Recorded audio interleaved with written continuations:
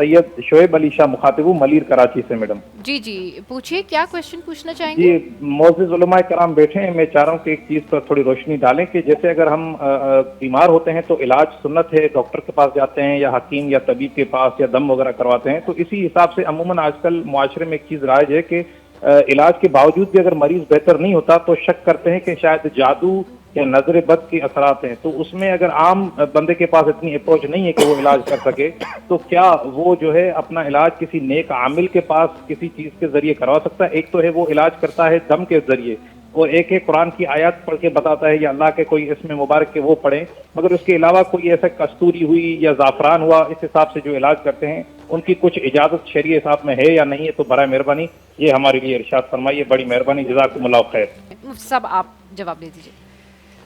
ساتھی سوال کر رہے تھے، بالکل دوائی علاج کروانا چاہیے، علاج سنت ہے، دم بھی کروانا چاہیے، دم بھی شریعت سے ثابت ہے، روحانی علاج بھی کروانا چاہیے، لیکن یہ جو ہر چیز جادو سے جوڑ دی جاتی ہے کہ اگر کوئی بیوی ناراض ہو رہی ہے، کسی بات پہ لڑائی ہو گئی تو کسی نے جادو کر دیا، کوئی مسئلہ حل نہیں ہو رہا تو جادو کر دیا، بچہ نہیں پڑھ رہا تو کسی نے جادو کر دیا، دکان پہ کام صحیح نہیں چل رہا تو جادو کر دیا، یہ ساری فضولیات ہیں، ٹھیک ہے نا۔ جادو والے جادوگر ایسے عام نہیں بیٹھے ہوئے کہ ہر چیز میں جادو جادو جادو، ایسا نہیں ہوتا۔ آپ کا کوئی مسئلہ حل نہیں ہو رہا ہے، اس کا علاج کرائیں، دم کرائیں، انشاءاللہ تعالیٰ ٹھیک ہو جائے گا۔ اور جادو کی باقاعدہ آثار ہیں، اس کی نشانیاں ہیں، اس کی چیزیں ہیں۔ جادو اسلام میں کفر قرار دیا ہے، جادو کرنے والا کافر ہوتا ہے، بے شک۔ ٹھیک ہے، اور جادو کفر ہے۔ نبی علیہ الصلوۃ والسلام نے فرمایا، کبیرہ گناہوں کا ذکر کیا، فرمایا 7 گناہ ایسے انسان کو تباہ کر دیتے ہیں، ان میں سے ایک جادو بھی ہے جو انسان کو تباہ و برباد کر دیتا ہے۔ تو لہذا جو جادو جیسے گندے عمل میں کرنے جیسے گندے عمل میں ملوث ہیں وہ کفریہ کام کر رہے ہیں، یہ متفقہ، یہ قرآن کا مسئلہ ہے۔ اور جس پر جادو ہوا ہے ٹھیک ہے، اس کا علاج بھی قرآن میں ہے، لیکن یہ نہیں ہر چیز میں جادو ہی ہو رہا ہے۔ آپ دیکھیں ہمارے پاس سوالات آتے ہیں، مفتی صاحب ہماری بیگم چند دنوں سے منہ بنائے پھر رہی ہے، لگتا ہے کسی نے جادو کر دیا۔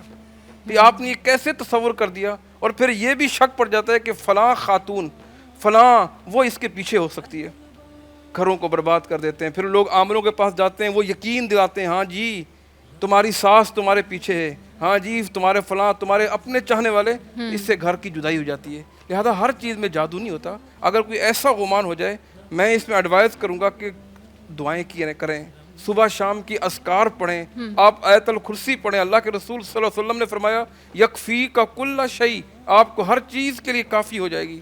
آپ جو ہیں سورہ فلق، سورہ ناس، معوذتین، اس کے متعلق اللہ کے رسول نے فرمایا اس میں جادو کا، اس میں علاج موجود ہے، آپ یہ پڑھیں، انشاءاللہ تمام بیماریوں کا خاتمہ ہو جائے گا۔